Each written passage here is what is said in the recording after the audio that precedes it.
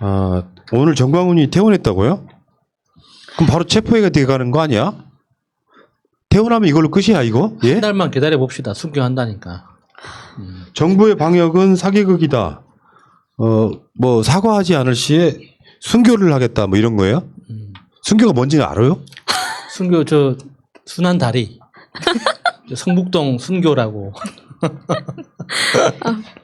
아니, 근데 정부 방역은 사기극이다, 순교를 각오했다, 이렇게 말하는 데서 저는 이게 총만 안 들었지, IS하고 뭐가 다른가라는 생각이 들더라고요. 이 사람들은 지금 총 들고 뭐, 피 흘리고 이런 것만 사람을 죽이는 게 아니라 지금 보이지 않는 걸로 사람을 엄청 많이 죽이고 엄청 많은 피해를 주고 있습니다. 이런 사람들한테는 오늘 정광훈의 이런 뭐 순교를 각오했다 여기에 청와대 핵심 관계자라고 하는 사람이 뭐 공권력은 살아있다, 뭐 함부로 하지 말아라고 이야기를 했는데 그 살아있는 공권력을 아직 제가 또 심한 말 나올까봐 참지만 물론 정부에서 화염 방사기까지 나올 거라 생각하진 않습니다. 근데 그 전에 솔직히 IS와 같은 마음으로 처리를 해야 된다고 생각합니다. 저는 이게 그 이만희 교주 그 종교 뭐죠? 신천지. 신천지. 신천지보다 지금 정광훈 씨가 훨씬 100배, 1000배는 위험한 것 같아요. 그러니까 신천지는 그러니까 그 내부의 논리상 적을 교회로 두고 있었거든요. 그러니까 교회를 침투해서 거기를 공략하는, 네. 그 점령하는 게 그 어떤 조직의 목적이었단 말이에요. 그런데 지금 정광훈 씨를 비롯한 지금 어떤 방역에 협조하지 않는 기독교 세력들이 보이는 건 정부를 적으로 가정하고 지금 투쟁하고 있는 거예요. 반정부 투쟁이죠. 이건 명백한 테러예요. 그러니까 신천지가 차라리 그 순둥이인 거지. 교회 안에서 싸우니까. 그래서 결국에는 행정부에 협조할 수밖에 없었잖아요. 강력하게 밀어붙이니까. 그런데 이 사람들은 순교라는 말까지 꺼내면서 그러니까 이 집회 이동할 때 핸드폰 끄고 현금 쓰고 하는 거 봐요. 이거는 테러 조직들이 하는 행동이에요. 이건 좀 근본부터 다시 한번 돌이켜 봐야 돼요. 이 사람들을 단순히 종교의 자유라는 명분으로 계속 이렇게 허용을 해줄 것인지, 안 그러면 테러에 준하는 행위로 봐서 사법 처리를 할 것인지 판단을 해야 되는 거예요. 근데 또 그 순교가 아니고 순결 아니냐고. 순결 각오하겠다. 그거는 지킬 수 있겠네요. 만스 목사가? 네. 근데 10월 3일 날에 또 대규모로 나오겠다고 예고를 하고 있는데 어게인 10월 3일. 작년에 어마어마하게 모였던, 한 40만 모였던 바로 그 집회. 네, 참 걱정이 됩니다. 그 물대포 대신에 이제 소독액으로 쫙 뿌려주는 건 어떨까 싶네요. 본인을 선지자 유치까지 올렸어요. 잘못된 국민을 책망하는 게 선지자의 일이다. 이렇게. 참. 근데 주진우 기자 그 방송을 한번 봤는데 이 제일 여자 문제, 돈 문제 이런 데서 자유롭고 말이 통하는 사람이 그나마 정광훈 목사다라고 얘기를 들어서 좀 많이 걱정이 됩니다. 정말 교회 그 이야기를 왜 해요? 그래서 순교를 지킬 수 있을 것이다. 너 지금 실드 치는 거니? 아니 그게 아니고 그래서 교회 이제 정광훈 목사뿐만이 아니고 이제 어게인 10월 3일 날에 이제 다른 분들이 또 얼마나 혹시나 나오게 될까봐 이런 메시지에 자꾸 동요하는 분들이 계실 텐데 제발 좀 이 방역에 협조를 좀 해주시고 눈을 좀 뜨셨으면 좋겠습니다. 저는 너무 안타까워요. 진짜. 아니, 이거 방역을 만약에 10월 3일날 한다는 이야기는 있지만 저는 그 포스터가 진짜인지 가짜인지도 모르겠어요. 왜냐면 어르신들 보는 포스터에 영어를 너무 많이 써가지고 이거는 사실 만들어낸 게 아닌가라는 생각도 드는데 재난지원금 아무리 이야기하면 뭐합니까? 이런 거 당장 잡아들이지 않는 모습을 보인다면 이거 계속해서 밑빠진 독에 물 붓는 것밖에 안 되는 거예요. 저는 강한 정부를 원합니다. 특히나 그 지금 서울 경기 지역은 2.5단계 지금 사회적 거리두기 네. 실천하고 있잖아요. 그러니까 그때 그 어떤 방역 전문가가 했던 이야기지만 지금 이런 그 극우 개신교 집단들의 이런 행태를 통제하지 못하면 사회적 거리두기 3단계 아니라 5단계로 가더라도 아무 의미가 없는 거예요. 네. 지금 사회적 거리두기에 대해서 방역 정책에 협조하는 국민들은 다 철저하게 협조하고 있는데 여기에서 우리가 더 이상 어떻게 합니까? 집에서 안 나가는 거 적극적으로 할 수 있는 거 한계가 있거든요. 집에서 안 나가는 거 이상 어떻게 할 수가 없잖아요. 네. 그런데 내가 집에서 안 나가고 있는 동안 이런 사람들이 거리를 활보하고 자기들끼리 뭉쳐다니면서 확진자 숨기고 동선 숨기고 이렇게 하면 이게 우리가 국민들이 협조하는 게 무슨 의미가 있냐고요. 예. 진짜 네, 마차님 말씀에 너무 동의하고 그 어설픈 관용은 참극을 부른다는 말이 생각이 납니다. 예. 그러니까 그 어쩔 때는요, 시대에 따라서는 박근혜 때 있잖아요. 노동자들이 모여서 투쟁을 하니까 민중총궐기 물대포 쏴버렸잖아요. 지금은 사실은 물대포가 필요한 시기죠. 지금은 엄중한 상황이니까 그때 노동자들을 물대포로 쏴야 될 이유가 사실 없었거든요. 맞아요. 그 마차님의 심정 이해가 돼요. 원래 성격이 이런 사람이거든요. 못 참아요. 다른 말이 나올 줄 알았는데. 아니, 답답하고 미치겠는 못 참는 거야. 싹 쓸어버렸으면 그런 좋겠지. 식으로 커밍아웃 하기 있습니까? 원래는 원래 이런 사람이 아니거든요라고 감싸주는데 전 그런 사람입니다. 네. 지금 정광훈 목사 사택도 지금 압수수색 중이라고 하는데 압수수색을 원하는 게 아니라고 지금. 압수수색도 물론 한 발 나가는 거긴 하지만 지금 정광훈이 버젓이 돌아다니는 것 자체가 지금 어처구니가 없어요. 정부 방역은 사기극이다 이렇게 표현한 건요. 참 진짜. 그러니까 이게 먹히는 나라라는 게 깜짝깜짝 놀라는 거. 방역을 방해하기 위해서 모여서 문재인 독재를 외치는 이런 사람들의 이 주의 주장이 먹히는 것이 깜짝 놀랄 만한 일인데 실제로 방역을 방해한 행위가 명백하잖아요. 그러면 이런 정치적 선동을 완전 무시하고 법대로 하면 돼요. 내가 그랬잖아. 퇴원했는데 왜 구속 안 시키죠? 바로 구속시켜야 된다는 거죠. 살아 돌아다니는 위험한 인물이고 정부의 방역을 고의적으로 방해해서 지금 고령자 할아버지 할머니들 막 돌아가시고 있잖아요. 사망률이 엄청 높아졌지.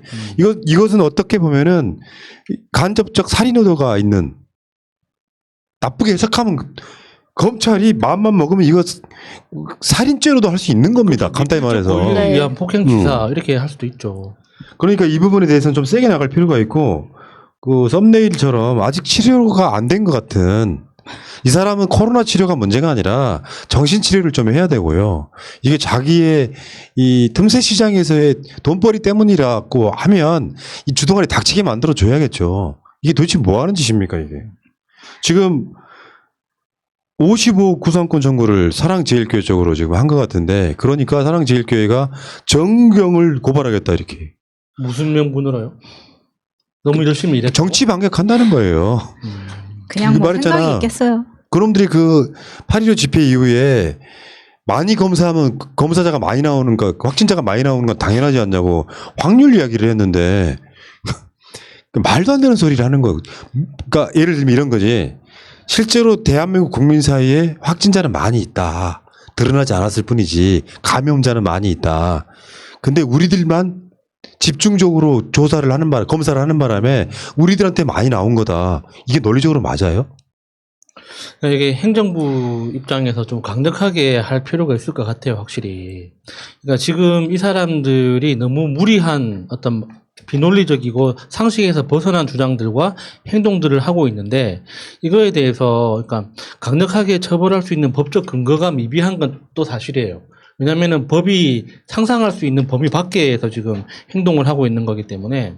하지만 그럼에도 불구하고 일단 먼저 체포구금해서 어떤 법을 적용할 수 있는지 어떤 그런 법이 행동할 수 있는 여지는 또 있거든요. 아니 지금도 충분한데 왜 안 하냐고. 아니 공권력에서 제대로 하지 못한다면 이 방송 끝나고 저는 옷 갈아입고 자경단으로 이거 독침 쏘기 이런 거라도 하고 싶다니까요. 진심입니다. 그러니까 지금 국민 여론이 정광훈 저 나쁜 놈, 사랑제일교회, 뭐 8.15 집회 이렇게 여론이 그 사람들 막 비판하고 있잖아요.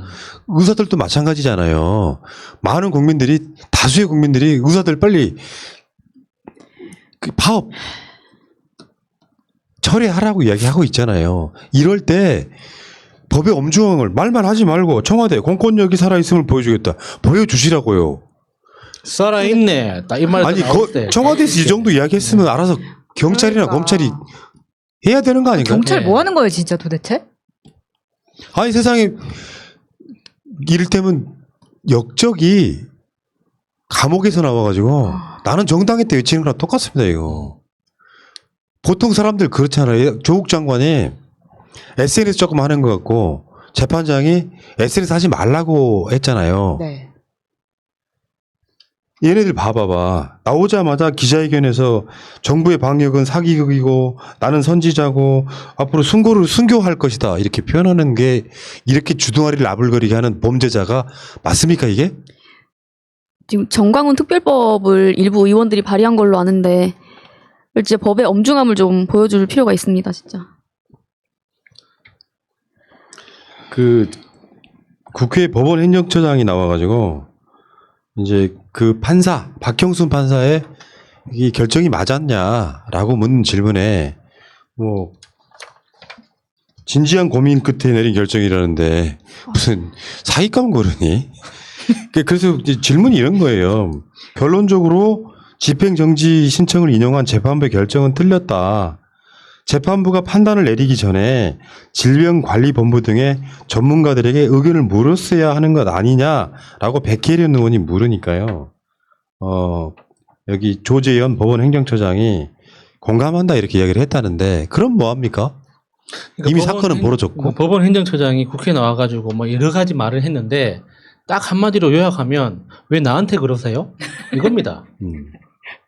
아니 지금 점잖게 이야기해봤자 뭐합니까? 내용을 다 들여다보면 뭐 판사들이 각자 알아서 자기들이 판단한 건데 저는 어떻게 할 수 있는 게 없어요. 근데 당신이 유감이라면 나도 유감이고 동의 공감합니다. 이 정도예요. 결국에는 그 발언에 어떤 내용이 아무것도 없는 거예요. 그래서 이게 이탄희 판사가 지금 추진하려고 하는 그 판사 탄핵 있죠. 다시 이야기할 수밖에 없는 게 이게 한 사람이라도 탄핵이 돼야지 이 판사 세계는 이제 바짝 쫄고 긴장하기 시작합니다.